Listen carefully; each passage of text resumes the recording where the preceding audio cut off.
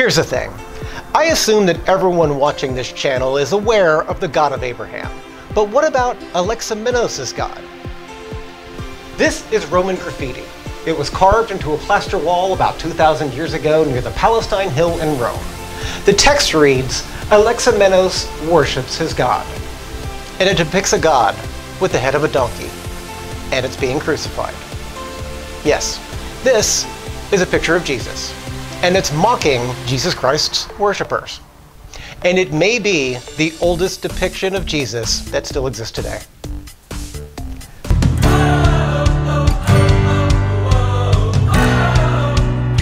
Here's an exchange I've heard on several movies and television shows. You know, NASA spent millions of dollars creating an ink pen that can write in zero-G. Really? Do you know what the Soviets did? They used a pencil. Perhaps this is supposed to be about government waste or how you can overthink a problem, or maybe just to placate the Luddites. I think it's important to note that this story is almost entirely false. First, using pencils in a space vehicle is not ideal. The graphite can flake off and damage the instruments. Secondly, the space pen was privately funded by Paul Fisher of the Fisher Pen Company. NASA did buy some and spent around $1,200. The Soviets bought and used this pen as well.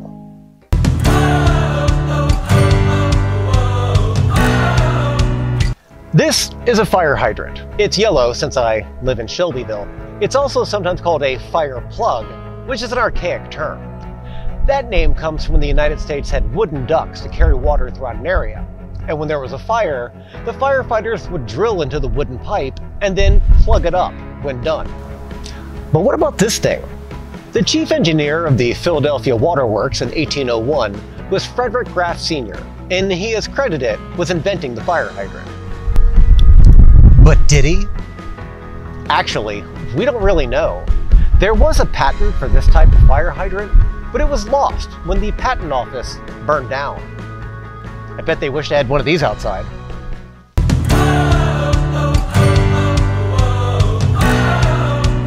Times are bad, children no longer obey their parents, and everyone is writing a book. So says Marcus Tullius Cicero, one of the most celebrated orators and politicians of ancient Rome. Except, he didn't. Misattributed quotations make for great segments on this show, because I get to correct a misconception and tell you an interesting story. So where did this quote come from? Like many snappy quips, this one got attributed to a lot of different sources, and Cicero is just the most recent one. In 1908, it was attributed to an Assyrian clay tablet from 3800 BCE. By 1948, it came from an Egyptian priest. You know, any of them, from 4000 BCE. So is it suddenly new for the old to criticize the young? No. In 1907, Kenneth John Freeman was writing about Socrates for his dissertation. He summarized Socrates' complaints about Athenian use in 410 BCE as thus. Children began to be tyrants, not slaves of their households. They no longer rose from their seats when an elder entered the room. They contradicted their parents, chattered before company, gobbled up dainties at the table, and committed various offenses against Hellenistic tastes, such as crossing their legs.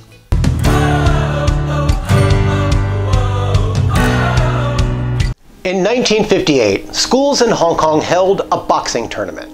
And in the end, San Francisco-born Lee Jun Fan knocked out the previous champion, winning the tournament. Lee Jun Fan was also an accomplished dancer and wasn't done winning. That same year, he won the Hong Kong Crown Colony Cha-Cha Championship.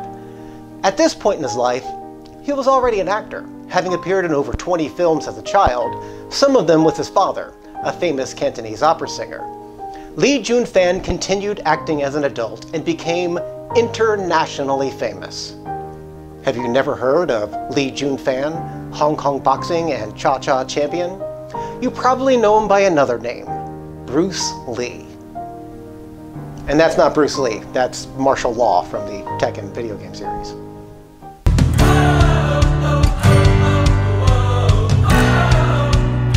Is this a white woman? Are you just a little sick of her privilege? Okay, I'm kidding about that last part, but she was legally a white woman. In fact, here she is as a 13-year-old white girl. Well, sorta. Let's go back a bit. In 1866, the newly reformed United States drew up a treaty with the Muscogee Creek Nation. They needed a new treaty. The Muscogee Creek Nation had supported the Confederacy. It was a complicated war. The Muscogee were in Oklahoma Territory, and there was a new political effort to turn that into Oklahoma, the state. In 1902, Sarah Rector is born. The Rector family came from Muscogee freedmen. Africans sold to the Muscogee as slaves and eventually won their freedom. Two things are happening here. Under American law, Sarah Rector was black. She is also legally a member of the Muscogee tribe, another sovereign nation which is a part of and not a part of the United States. This will pay off, I promise. As part of the scheme to make Oklahoma Territory, Oklahoma the state, the freedmen children were given land allotments. This was not good farming land. Worse, the family had to pay property taxes. Why not sell it? Remember, they were part of the Muscogee Nation, and they couldn't sell the land without tribal approval, and the tribe did not want to give up what little land they had. And then in 1913, this land that was almost useless for farming had something everyone wanted: oil. The family had leased the allotment to the Standard Oil Company, and it generated about what would be today $7,800 per day. The family eventually got about $300,000 in today's money for selling the land. A black family with this much money was slightly alarming to the white population of Oklahoma. And by 1913, Sarah was simply too famous for someone to just take the money. Anti-miscegenation laws meant that the money could never go back to the white community. That is, unless she stopped being black, which is exactly what the Oklahoma State Legislature did. In 1913, they made an effort to make Sarah Rector legally a white woman. Or a white girl. She was only 13 at the time. You know, I gotta tell you, I don't think I'm rich enough to be considered white. Are you?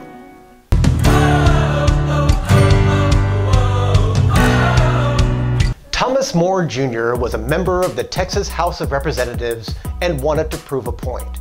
He knew his fellow elected officials often did not understand or even read the legislation on which they were voting. Representative Moore introduced a bill commending the life and work of Albert DeSalvo. It read, "This compassionate gentleman's dedication and devotion to his work has enabled the weak and lonely throughout the nation to achieve and maintain a new degree of concern for their future. He has been officially recognized by the state of Massachusetts for his noted activities and unconventional techniques involving population control and applied psychology." It was passed by the House unanimously, but was then withdrawn by Mr. Moore since he had proven his point. Albert DeSalvo, the man recognized by the Texas legislature, had a more colorful nickname: the Boston Strangler.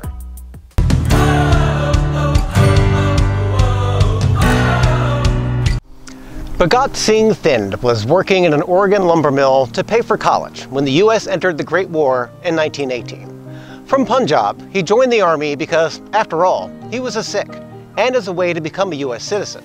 Speaking English and being able-bodied was the only standard for naturalization, also qualifications for joining the army. Oh, and you had to be white, or aliens of African nativity, or a person of African descent. On his petition, Thind's race was Hindu. Caucasian came into vogue at this time to mean white, but really it means people from the Caucasus Mountains between the Black Sea and the Caspian Sea. Anthropologists categorize people from the Indian subcontinent, including Hindus, as a subset of Caucasian. The district court in Washington state agreed and gave him his citizenship.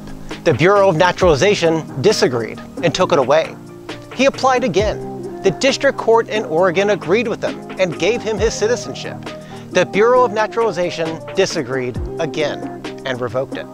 Thind decided not to stop, and the Bureau's decision made it all the way to the Supreme Court.